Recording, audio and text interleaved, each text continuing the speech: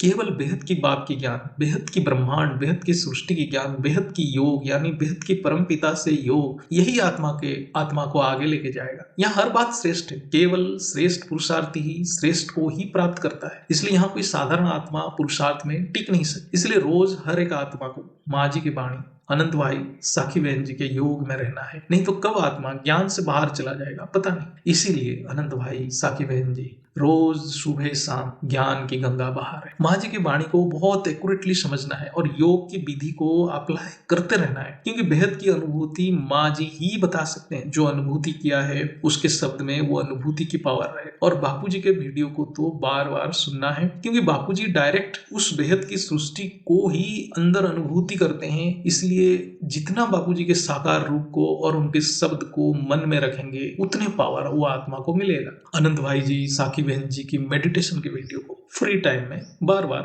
सुनते रहना है। ये सब करते जाना है। ये नहीं सोचना मेरा आत्मस्वरूप कितना आया, मेरा कर्म बंधन कितना कट रहा है, मुझे कुछ दिख रहा है कि नहीं दिख रहा है, ये सब भूल जाना है। केवल बुद्धि को बिजी रखना है। बुद्धि इधर उधर भागा तो फिर संकल्प उल्टा चलेगा। अभी एक ही पुरुषार्थ है, बुद्धि को ज्ञान योग सेवा में बिजी रखना है। इसलिए कर्मयोगी बनने के लिए बापूजी कहते हैं, गीता का सार है, उपनिषद का मूल उपदेश भी है, बिना लक्ष्य बिना कर्म मनुष्य की संकल्प नियंत्रण में नहीं रहता है और उसकी पतन हो जाता है। इसलिए